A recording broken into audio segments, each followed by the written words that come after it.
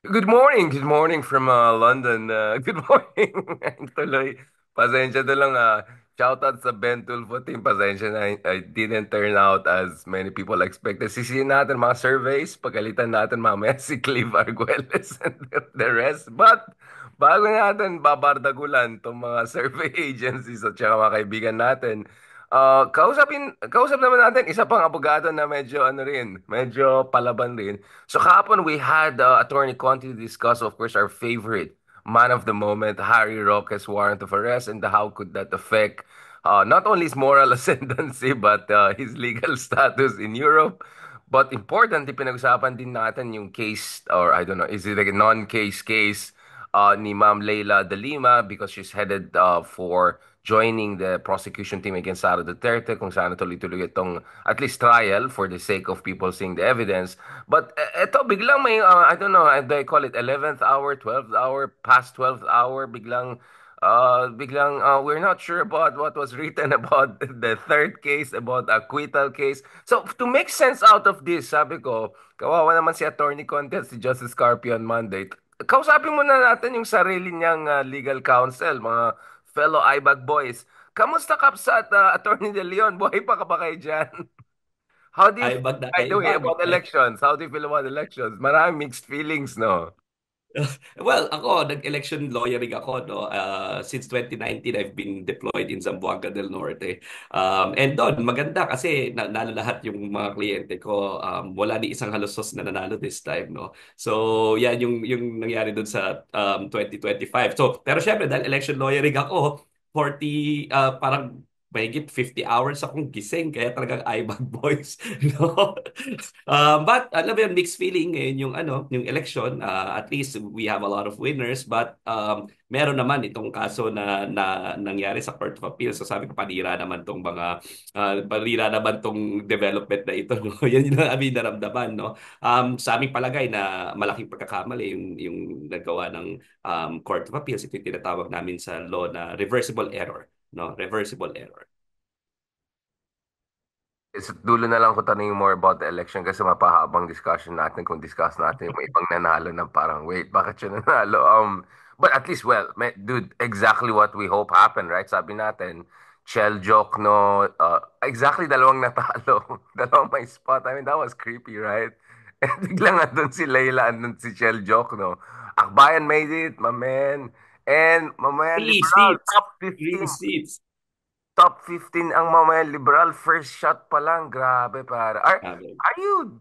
That was like shocking good surprise yung Akbayan and Mamayan Liberal, no? We were just discussing this for the past few months theoretically, no? No, shoot, it's happening, brother.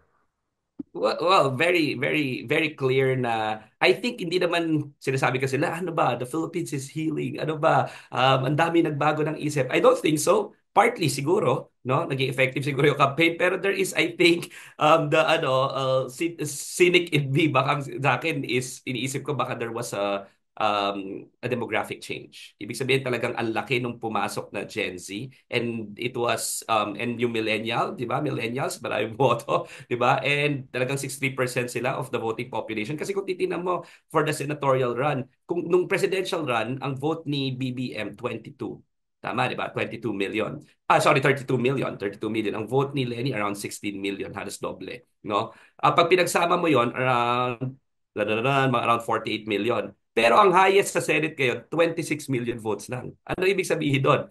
Mukhang ang daming hindi bumoto ng 12. And yung, I think yung, Undervoting.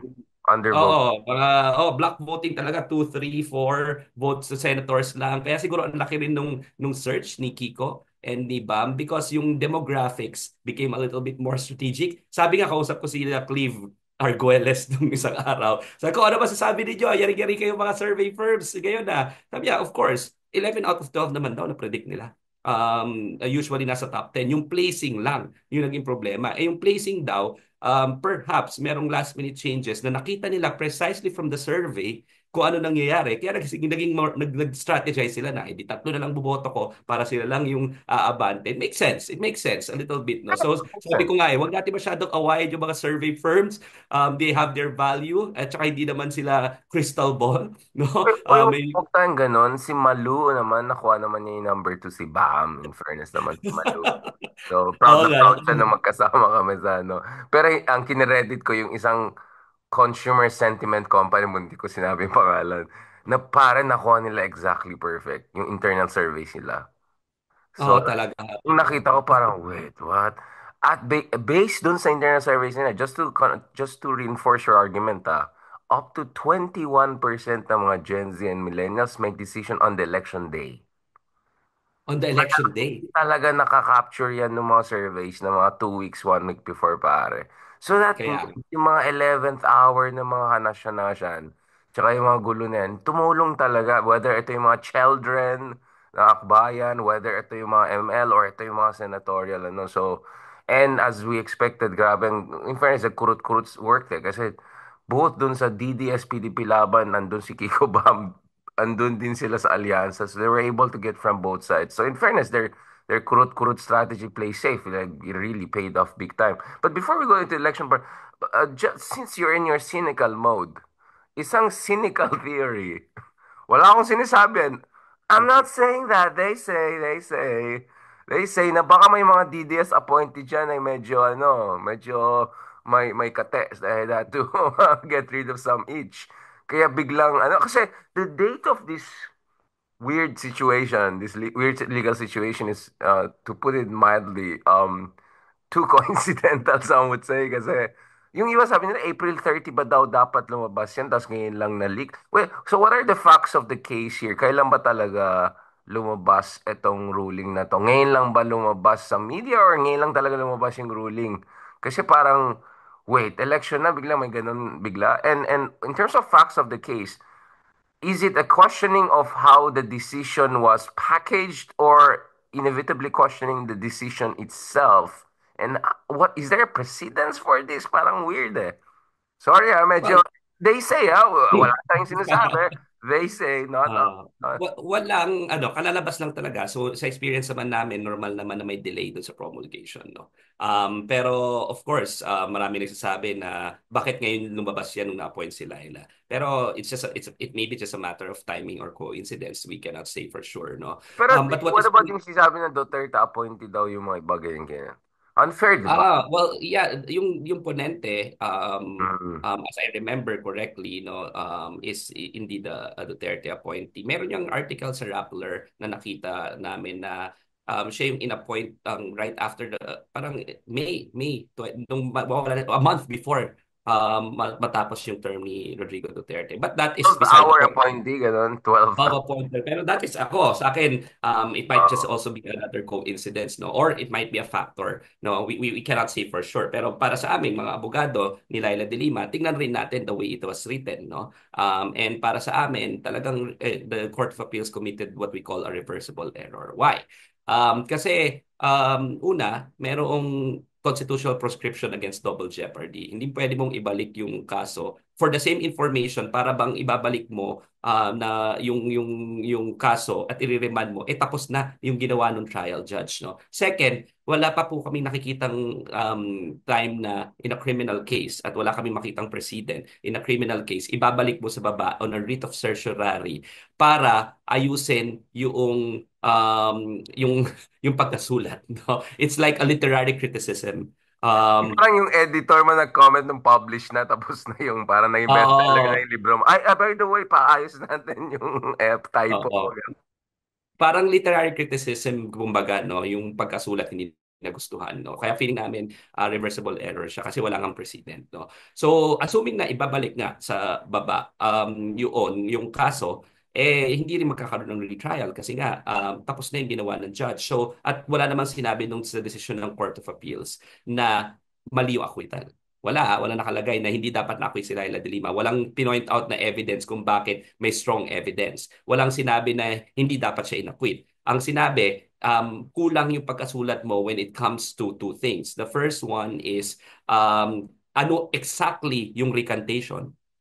gusto niya i-quote doon, nasa records naman yun ng case. So, pwede namang nilagay na yun sa decision ng Court of Appeals na tinignan niya yung ano, ito yung recantation. At pangalawa, ano ba yung elements ng crime at bakit naapektuhan yung elements of crime ng recantation. Now, it makes it a little bit more logical. Pero balikan natin yung sa RTC decision. Kasi bago ka makaakyat sa Court of Appeals, ang tinatawag natin sa writ of certiorari, grave abuse of discretion amounting to lack or excess of jurisdiction, not just an error. An error cannot be corrected by certiorari, ha? An error cannot be corrected by certiorari. Ang kailangan, grave abuse of discretion. So for example, ang sinabi ng court, convicted ka kasi ang pangit mo. Grave abuse of discretion yon. Hindi pwede yun. Grave abuse of discretion, di ba?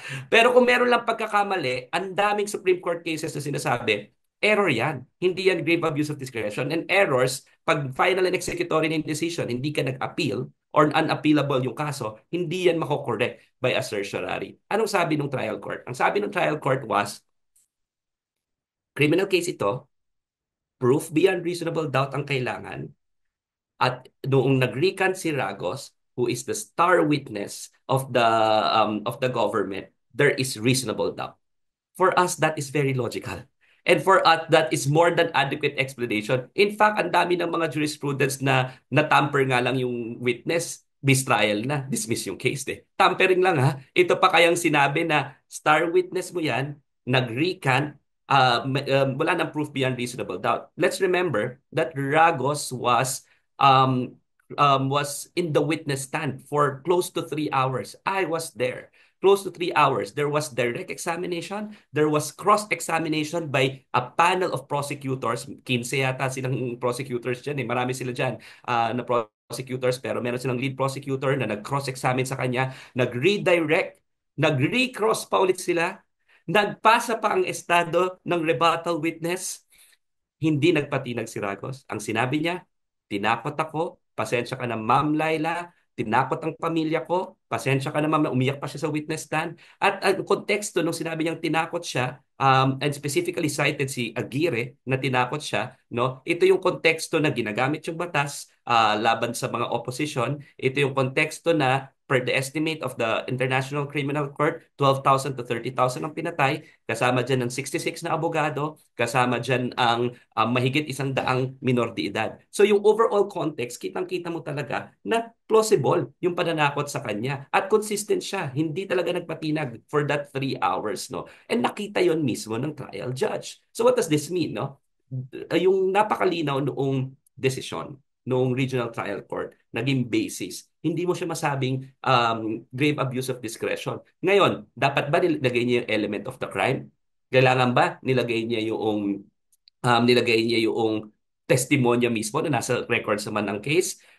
Para sa amin, hindi kailangan kasi wala namang nakalagay na requirement yun, no? Pero assuming na dapat ilagay yun, that is a mere error, which is not for us grave abuse of discretion amounting to lack and excess of jurisdiction. Pero sa akin, okay yung pagkasulat ng decision nung binilikan namin kasi syempre binilikan namin eh. Kaya tingin namin, Right. reversible error talaga ito.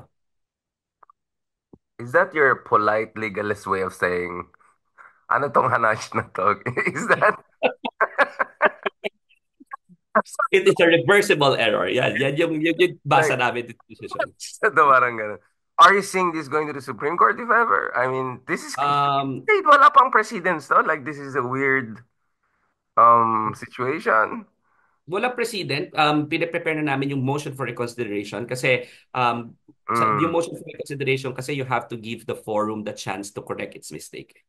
Kasi lahat naman tayo, there's no such thing as a perfect person or even the justice system is composed of imperfect human beings. So kailangan ipakita mo sa kanila bakit kayo nagkamali and you should be given the chance to correct your mistake. No? So we're preparing for a motion for reconsideration. Pero kahapon, first time namin ulit ha, dati every week at saka twice a week pa 8:30 ng umaga yung hearing kaya alas 6 pa lang magkakasama na kami yung defense panel di ba magkakasama every week kakapagod as in sobra na-acquit na siya so sabi nga namin pagdating namin typically andun yung paborito naming sinigang galunggong tsaka laing yun ang kinakain namin lagi yung ulit kinain namin sabi na-miss lang yata natin yung isa't isa medyo nag-nostalgia kayo. No, Oo. but bro, just to be clear, no, Kapsat, um, Because alam natin yung mga troll farms ay very active na naman ulit, di ba? We'll talk about this shortly because Ma'am Laila is set to join Jaran, the prosecution team. So, Comelec is clear na hindi maapektuhan yung kanyang proklamasyon, no? Bilang congresswoman, no? Elect ng Mamayan Liberal. In terms of legal phrasing, siguro ano na lang, constructive advice na lang sa media friends natin. And may mga tanong din si Ma'am Eden nagtatanong. To say na void yung kanya acquittal will be a grave legal mischaracterization. Is that what you're saying? I mean, like, what's the situation now, basically, in terms of description of the status quo? Well, alam mo, naiintindihan ko saan sila nanggagaling eh. Pero ang more accurate way of saying is na void yung decision, hindi na reverse yung acquittal. Na void yung decision kasi yung the way it was Yeah, written, hindi na post-mortem. reverse yung acquittal. Kasi yung decision, meron siyang part na, di ba? Yung opinion section and yung Right. dispositive portion. Yung opinion section yung sinasabi nila na parang gandahan mo yung pagkasulat. Pero the dispositive Yeah. portion was not reversed. Was not reversed, no? So na void yung decision the way it was written, pero yung acquittal, walang sinabing na reverse, no? So we have to be At a saka little bit double more jeopardy, di ba? Yung parang you have to yeah, exactly. yeah, oo. So Um, very very ano 'yan, very important 'yan, no. Yung pala yung sasabihin ko sinasabi ko, mm, yun nga nung nagkita-kita kami kahapon ulit, we were trying to decide although we're preparing for motion for reconsideration, kung motion for reconsideration ba ang aming ifa-file or let it be. Kasi possible din na let it be kasi pagbaba naman hindi naman nila pwedeng ikulong si Laila de Lima, hindi bakit naman babaguhin ng judge yung kanyang desisyon acquitted yeah. na at hindi niya rin pwede baguhin. Hindi niya rin pwede baguhin without being, liable. Kasi inakwit mo na eh, 'di ba? Hindi rin naman sinabi ng Court of Appeals na hindi mo pwedeng i-acquit. So, i-rewrite niya na yung decision niya. Pero pwede rin kasing just let it be kasi hindi naman kami prejudiced by the Yeah. decision. In fact, pagka binaba, rewrite niya, pagandahin niya pala yung decision, di ba? Di okay lang. So, we're still weighing this until next week. Oh, anyway, we have 15 days, but we're already writing the motion for reconsideration.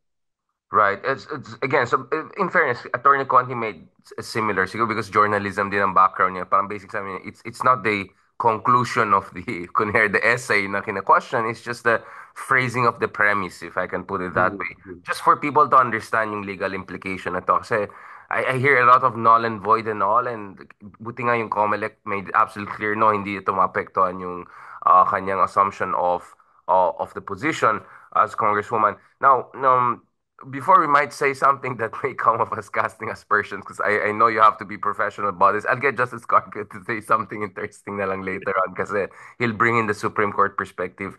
Um, Attorney Dino, so eto na, it's happening. She's invited to the prosecution panel to the degree that you can share. I know, of course, these are my element of discretion, and in this discussion, this is a sensitive discussion. First of all, how do you feel about her joining the prosecution team? How important it is for someone like her to be prosecution team? Because sasabihin ng iba, pinagalitan ko yung iba yung parang, oh ano to, payback time. Sabi ko, last time I checked, hindi yata payback ang tawag dyan pag, you expose or, di ba? And by the way, I'm hearing this from opposition people na medyo makaliwa na, kasi ang phrasing nila is, ano to, nagsasama mga dilaw, pink, and red versus Sara, parang ganon. So parang, okay. First of all, let's not forget, there's a case here. And second, isa sa mga pinakamalaking biktima si Ma'am Leila. And she just Mhm. happens to be a lawyer and a good one, right? I mean, could you explain to me the circumstance of her joining the prosecution team for Oh, people to get it right? super surreal for us, no? Super surreal for us na si Laila nandyan. Pero just in relation to the Court of Appeals case, and nakita ko lang kahapon na ang nagko-comment si Salvador Panelo about this Court of Appeals case. Nagko-comment si Harry Roque. Ang sabi ni Salvador Panelo, baka raw i-issuehan daw ng warrant of arrest kasi magkakaroon daw ng retrial, makukulong daw ulit, void daw yung acquittal, no? Nagulat lang ako na ang unang nag-disclose sa publiko is si Salvador Panela. Ibig sabihin, minomonitor nila tong case, no?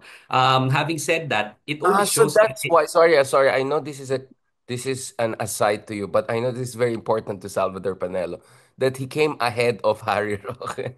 Like, suddenly now I feel for Harry because there's no way Salvador Panelo is gonna be the star on this.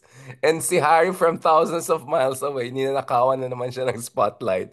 At I mean, si I Sal still don't know. Panelo, You know their dynamic, right? Those two guys. Si oo. Panelo, Si Sal Panelo, ang who, nauunang na-interview pa sa akin kahapon. Na-interview siya. May Duterte statue sa likuran. Tapos yung next question sa kanya, ano pong sabi niyo, masasabi niyo kay Harry Roque? Ang sabi niya, abogado naman siya, hindi ako naniniwalang politically persecuted siya. Umuwi muna siya bago siya magsalita. oh my God. Sabi niya yan, ha?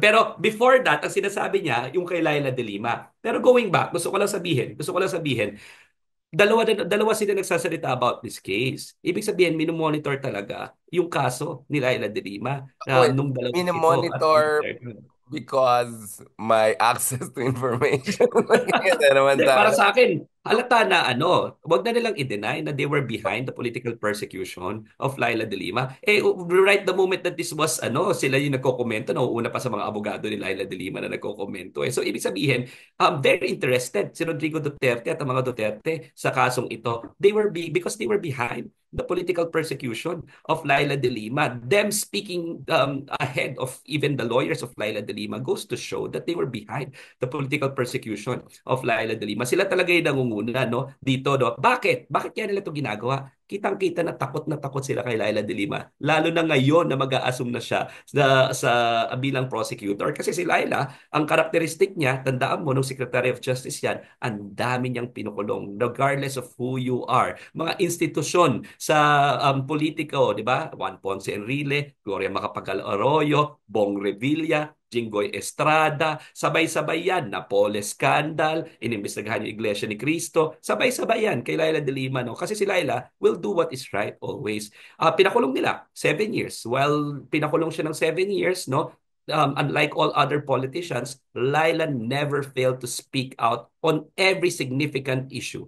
From jail, maglalabas yan ng dispatch, lahat from the West Philippine Sea to the Farmally scandal to the extrajudicial killings, everything, all significant issues from jail, maglalabas siya ng dispatch na handwritten, no? And then from jail, nakapagsulat pa rin siya ng most significant laws as principal author, hindi nagkikiride lang, principal author for Peace Act and based on the United Nations metrics, ang daming na-uplift niyan from poverty kasi hindi yan lang yan ayuda na bibigay sa mga political allies but rather it's conditional cash transfer and kailangan mo ma-fulfill yung certain criteria through the community-based monitoring system, which is another law principally authored by Laila de Lima. She also authored the Magna Carta of the Poor. 'Di ba? Siya rin nag-author ng Senior Citizen Commission Act as principal author from jail, no? So she continues to work hard kahit na ipinakulong siya. Ngayon hindi na siya nakakulong. So takot na takot ba sila kay Laila de Lima na gagawin niya na yung trabaho niya na hindi na siya nakakulong at prosecutor pa. As the prosecutor, tandaan natin na outstanding lawyer bago naging the chairperson ng Commission on Human Rights, si Laila de Lima. Election law pa. Napakahirap ng election law. Pero hindi lang yon, bar top notcher yan. Nag-chairperson pa ng Commission on Human Rights, nag-Secretary of Justice pa, no? So alam nila na ibang klase. Sasamahan pa siya ni Chel Joc, no, ng Akbayan. Di ba? So, alam mo, great Mic drop. addition talaga Mic sila. drop. Oo, great addition talaga. So, I'm super excited to see both of them. Chel Joc, no? Alam mo naman, I'm the first batch of Chel Joc, no? Sa De La Kaya nga, Salle University. baka ikaw may pakanan. Parang ikaw yata ikaw yung connecting dots pag ano ko. Wait, bakit yun ang connection? Tahimik tayo dyan, no? Tahimik tayo dyan. Pero first batch ako ni Chel Joc. So I'm excited to see him once again in court. Kasi when I was still a law student, I was his intern when he was in a Supreme Court case, no? Yung nung friend of court siya. In one case, I was part of his team, no? And then nakita ko siya nag-argue doon, nakita ko na rin siya in trial court, and I'm excited to see him again in action with Laila Lima and the rest of the panel of prosecutors. I know last week si Laila already requested the records. The day na he accepted, he already requested for the records of the entire case because she said she's going to study it na. Ganyan kasi si Laila eh. Si Laila, alam mo, I've been working with her. Talagang masino, detail-oriented. Gusto niya talaga inaaral lahat Pilos. from the missing dot, as in period, makikita niya. As in, comma, makikita niya, no? Pati yung mga pleadings niya, ang hirap na yung na abogado niya kami, yung kliyente mo, magaling na abogada rin, ha, na maraming oras kasi nakakulong. So, alam mo yun, talagang lahat ng mga pleadings na-review, lahat ng mga posts na-review, lahat ng legislations na-review, handwritten, masinop, meticulosan, no? So, excited ako dyan dahil nung ni-request niya yung case records, alam ko, mag-aaral na si ma'am at sisimulan niya na. Hindi siya yung katulad ng ibang tao na ano lang na on the go, spontaneity. Si ma'am, she can do spontaneous, pero she will always study beforehand. Oh, meticulous and systematic. I think she's one of the few persons in the past 10 years na nag-handwritten din ako na letter sa kanya. Ito yung time na nasa detention siya, di ba? I think it was her Really. birthday or something. So lahat, the friends and all, lahat kami nagsulat ng handwritten. Ako naman para sana maintindihan niya yung sinulat ko.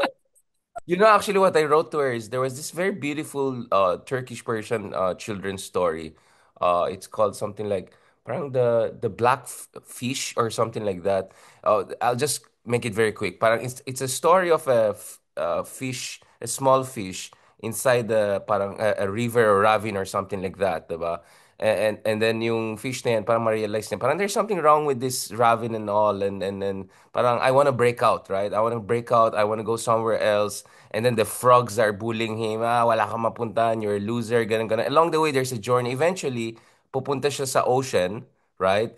And then sees the world. And then there's another fish there na mamamit niya na sabi niya, oh, welcome to the reality. And then suddenly, I think a boat or something comes and muntik mamatay yung kaibigan niya, goes and save that fish. And in the process, gets martyred. And then suddenly, the end of the story is there are 1,000 new golden fishes listening to the story of that little small blackfish who dared to go out and sacrifice his life. And now those 1,000 fish are inspired to go into the ocean. Like, I mean, I was very emotional when I wrote that because that, and parang my point is that she is that blackfish, right? Like, imagine, um, like, she turned down the chance on multiple occasions, diba, to just cut a deal, diba, and go out. So it's Walang ano, when you wala nang question moral ascendancy of Harry, it's not just moral ascendancy, di ba? Parang maya ka sa balat mo. Ikaw tumatakas ka sa hustisya. Itong tao na to, what she had to endure, di ba? And she almost got killed. Pinag-usapan na, interview ko siya right after she was freed, di ba? Na yung Abu Sayyaf guy ba yan or something, yung terrorist guy, di ba? I mean, and flattered. Yung that abuse was bukal. also, maybe that was also scripted, I mean, like, mahirap magsalita. But we don't want to cast aspersions on our very credible people. Um, so yeah, I mean, you're right. She's absolutely meticulous, and we were shocked when we get letters from her na handwritten. It's like, wow, she really makes effort. Si Walden nga, si Ka Walden talagang love na love niya yan si Ma'am De Limas, and his threshold of respect is really high. Without giving away that much, so when it comes to the prosecution team, dapat ba kabahan talaga ang mga Duterte ba? Like ano ba, babardagulan ba nila si Sarah? And is Ah, may lawyer ni Sarah, Kaufman the second ba or Panelo the third? Like, Ako, sa akin regardless kasi ibang klase yung addition ni Laila de Lima at Shell. Pero ako naniniwala ako kahit wala sila doon, considering that the evidence that I've seen, the evidence is so damning. Nung tiningnan ko yung articles of impeachment that was actually filed in court in the regional in the Senate, tiningnan ko binasa ko isa-isa. Sabi ko, to be fair, this was well written. And I asked, sabi ko, sino mga nagsulat? Magaling, maganda yung pagkasulat, no? And then nung tinitingnan ko yung logical implication, nakakatayo ng balahibo yung ebidensya. Yung ebidensya nila na kitang-kita mo talaga very clear na corrupt. There was extreme corruption. Kitang-kita na all the claims there are consistent, 'di ba? Are consistent with evidence. So may ebidensya bawat isa, 'di ba? Yung first one is yung conspiracy to kill, 'di ba? Yung contract to kill niya. And nanggaling mismo sa kanya 'yun. Kitang sa kanya mismo, lumabas mismo sa bibig niya yung conspiracy to kill and sinabi niya and he agreed and I contracted somebody to kill and he agreed, 'di ba? Yung pangalawa doon, 'di ba? Yung very clear yung corruption doon sa confidential funds na inubos mo 1 million plus a day for safe houses for 8 days or 11 days kasama ang Christmas, New Year at Rizal Day. Tapos kahit na mag-book ka ng 100 hotel sa Okada para hindi mo mauubos 'yan sa isang araw. So saan napunta yung perang 'yan? Tapos yung liquidation and na ginawa is Chinichirya, yung pangalan. Piatos, Nova, 'di ba, Oishi, lahat na Chinichirya May Kasim, Mickey pagkain, Mango. gutom. Mickey Wow! Mango talaga hindi ko kaya. Mickey Mango.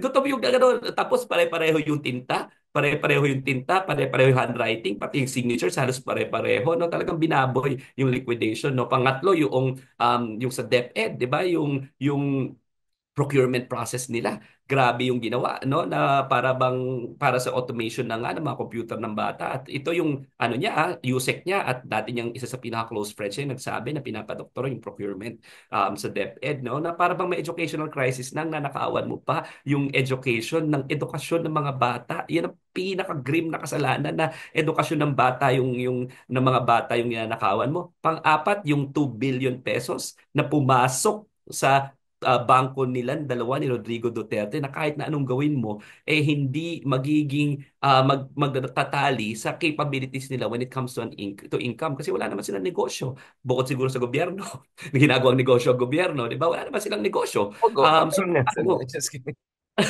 so paano mo Joke justify lang, joke yun? lang. Oo, tapos yung sa testimony nila sa Kanyas mismo na kasama siya sa nagpatupad at meron pa siya mga suggestions kung paano i-carry out yung patayan, mga labakang patayan sa Davao at yung Davao Death Squad, no. So, lahat 'yun kung mapapansin mo, may ebidensya, may trail. Pati nga yung liquidation noong confidential funds, 1,300 doon, chinek kung may pangalan sa Philippine Statistics Authority. Wala. Walang pangalan, walang birth certificate. Sino itong mga mahikang uwishi na ito at Nova at Chichirya? Ewan ko kung may VCAT pa. Alam mo yun? So talagang kitang-kita mo na grabe yung trail of evidence backed by testimonies of people, backed by logical and natural implication of things. Tapos sasabahan mo pa ng magaling na abogado na magpipresenta ng lohika na ito.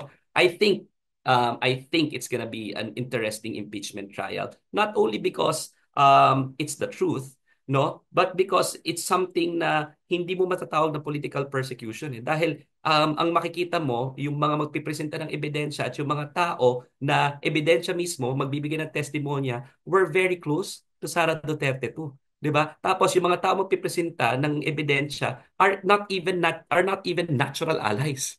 'Di ba? Andyan si Laila at saka si Shell. Tapos yung mga ibang politicians na galing sa administration, meron dyan mga dating Duterte supporters. They're not all natural allies. Pero they're all standing up for the truth in this particular instance. So, grabe yung composition. I think hopefully it's gonna be a credible proceedings. Ang importante lang sana dito is, I know for a fact na meron naman tayo lahat na sinusuportahan ng mga personalidad. Meron tayong mga sinusuportahang kandidato. Ang apela natin, of course, sa Senado is regardless of the personalities, regardless of your political base, ang importante dito is tingnan muna natin ang ebidensya. Which Because is the what trial Bongo is, said also, which is interesting. Which is what even Bongo said. Although wala ko yeah, sa... yeah. I'm not saying there's anything inside the house of Duterte. Ayan na naman tayo. Masabi nila, chismosa naman tayo. Ito, very last part, bro. I know you have to leave. Ang dami niyong gagawin. Ako, I'll just try to get some rest ulit ng konti bago mag-check out. 4:30 a.m., grabe naman kasi yung Londoner. Londoner, tapos narinig ko pagkatapos mag-London, magpa-Paris pa po, mga Ano kaibigan, lang po? sana all. Paris, Cubao. Paris, Cubao.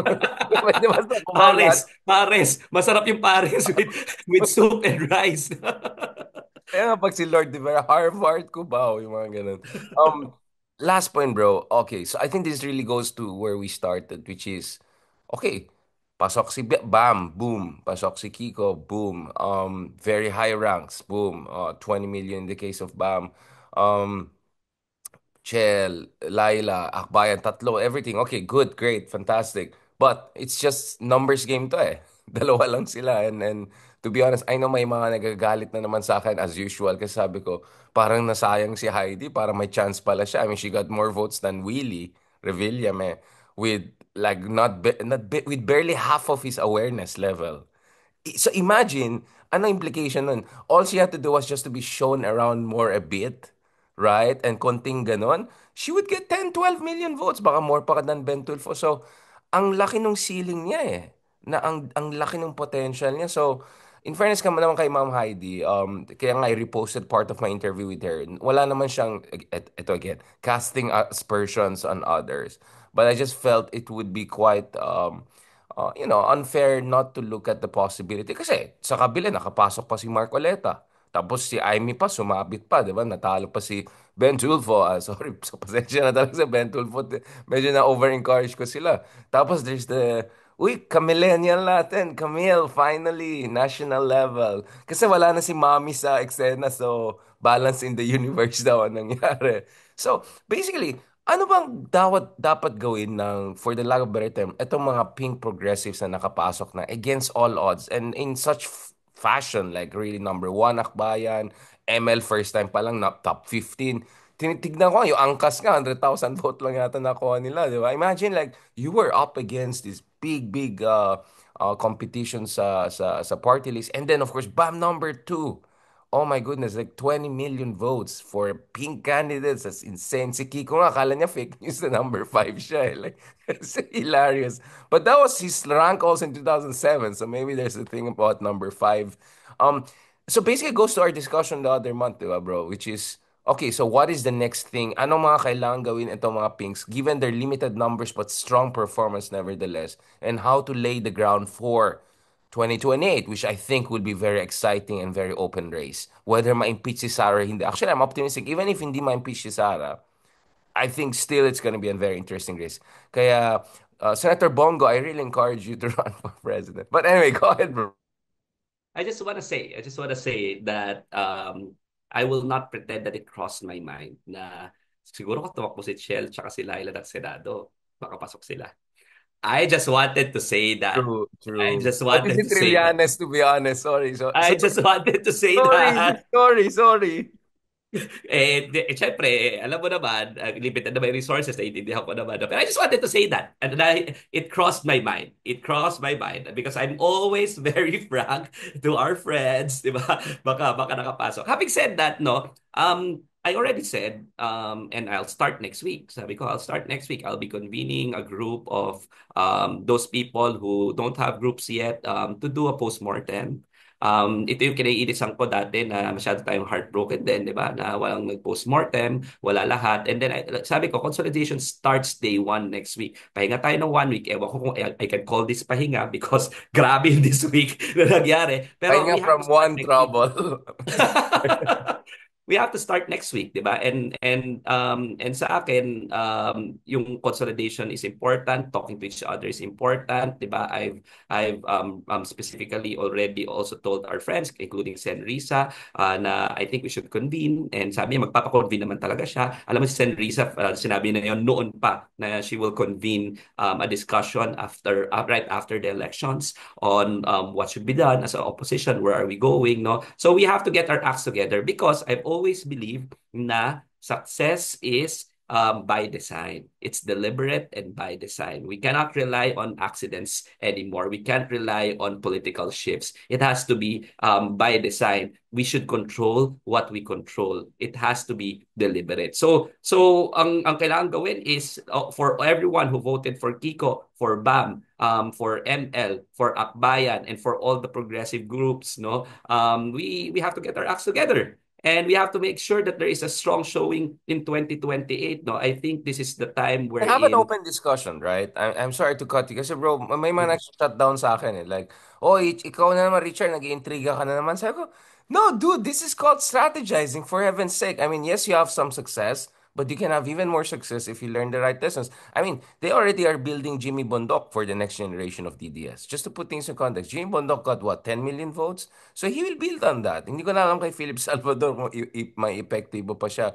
But as we speak, the DDS is already planning also their next Huwag kayong generation. malasing. Huwag kayong malasing na sa small success Exactly. natin. Minority pa rin tayo. Exactly. Dadalaway na panalo natin. Iilang seats lang yung panalo natin sa House of Representatives para naman tayo nabigyan ng crumbs. Masaya-masaya na tayo. Baka malasing tayo sa small victory na ito. No? And alam mo, still have more resources. They still have more political machinery. And alam mo, pag nasaktan yung mga yan, tandaan mo, pag nasaktan ang mga tao, mas may drive sila counterpunch, di ba? So, very important na let's get our acts together, wag tayong malasing at yung tingnan rin natin yung movements ng kabila, how they're going to be more strategic. In other words, we're inspired, meron tayong fire done, gawin na natin yung fuel to move, yung fire in our belly to move, no? Pero let's not lose sight of what is real. Ang totoo, wala pa rin sa atin ang terrain, wala pa rin sa atin ang logistics, wala pa rin sa atin ang machinery to win. And if you don't build that, your fire in your belly will not be enough. Your sheer inspiration will not be enough. It will not win the elections. No? It will not. Diba? So sheer will also probably might not be enough. Preparations, preparations, preparations. Sabi nga, di ba yung cliche, if you fail to plan, you plan to fail. So kailangan, let's get our acts together na as soon as possible. Yeah, and again, I don't want to be dismissive. There was some element of luck in a sense that because there was dissatisfaction cutting in both ways, in some ways nag-work itong strategy na basically played safe, 'di ba? Obviously, I came from a more critical side when I say played safe, kaya I use the word pa safe. So my worry here is that people might get the lesson na ayun pala, pa-safe lang tayo, baka we'll make it all the way to Malacanang. So I fear we might also learn the wrong lessons from this success. So I'm not denying this was an amazing success, but at the same time we have to discuss eto ba talagang lesson carrying moving forward? Kasi it's gonna be a different situation come 2028 and that's gonna be even more high stakes race. And whether you're ranked 2 or 5, tama ka, numbers game to, dalawa lang na panalo mo. Sana tatlo, apat, DDS, arguably lima. No offense kay Camille, but, di ba? So, that's why I'm saying, yun nga, kahapon I was talking to Christina Conte, I was saying, ang isang basa ko is, meron tayong microculture problem. Kasi sa mga ibang bansa, katulad natin, Latin America, yung mga ganun, na medyo third world din na maganda. Sila, pag nag-aaway sila, karinyo brutal, di ba? After that, mag-samba na sila, okay na sila. Pero may nagsabi sa akin sa loob ng Liberal Party, alam mo, Richard, yung style mo na gano'n, maraming magagalit sa'yo, yung mga, ano term ni Chris, mga madamdamin. Maraming madam, Mm. di ba? Ikaw, you know better than me. Grabe sa Pilipinas yung political correctness na parang kailangan Oo, masasahihin mo yung ego and medyo madam walking on eggshells tayo. at magtatampo at parang tapos ka na sa akin, di ba? Wala ka na. Hindi ba ka go beyond? Go beyond. Dami Yung mga yan. meme. Oh, Yung Diyos mga meme. ko. Celebrate, yes. Yeah, Criticize post-mortem, no. even 'di ba dun sa mga Robredo People's Council, yung mga RPC, nung paglalapag kami, nababalitaan namin bago kami lumapag, nag-aaway-away sila. Tapos ang hirap na mag-organize afterwards. Tapos merong mga dinamdam yun even after yung mga pag-aaway. I think no, naiintindihan ko naman yung emotions pero let's go beyond that. And we have to focus in the game, 'di ba? We have to make sure na alam mo magkakampi tayo dito. Pag ako nagkakainitan, ang una ko na sasabihin kagad, by the way, magkakampi tayo ha. Baka makalimutan mo. Baka ako na kinakaaway mo. Magkakampi po tayo dito and then let's take a look at the bigger picture, no. So, ito pala gusto ko sabihin, important na sa 2028 elections, full slate. Sawang-sawa na ako yung mga Ocho Diretso, may mga 100%. adopted, full slate, kahit anong mangyari, full slate. We have to have 12 principals in the Senate, 'di ba? We have to have yung congressmen na talagang part of the party, 'di ba? President, Vice President na maaga pa lang nagmo-mobilize na. That note, thank you so much, Kapsat. Bago pa lumaki yung eyebags natin, I think we have to close the shop. But let me tell you what, maraming nagising sa conversation natin, including yung mga ka-time zone ko dito. Parang, wait. I was not ready for that. Kakape lang muna mag-English tea lang ng konti pa ganyan. So, mga madam, love na love ko yung term madam damin. Maraming, so dun sa mga madam damin na na-hurt natin throughout the years, pasensyahan na lang, but I hope you understand where we're coming from. Just in case, sisisiin nyo na lang si Dino De Leon for reinforcing my instinct of being Bardagulan. Salamat, Kapsat. And talk to you soon next week, God willing. And let's talk. Yeah, let's talk 2028. It's time to do it. So right after this, We'll look forward to your Paris pictures and lives. Paris, Cubao. Wala nga ako napopost ng picture eh. Kasi nag-Budapest din ako. Actually, mas maganda pang Budapest. But easy peasy. Lemon squeezy. Talk to you soon, brother. Ingat and Bye. good luck dun sa non-casting aspersions court case natin. Salamat. God bless.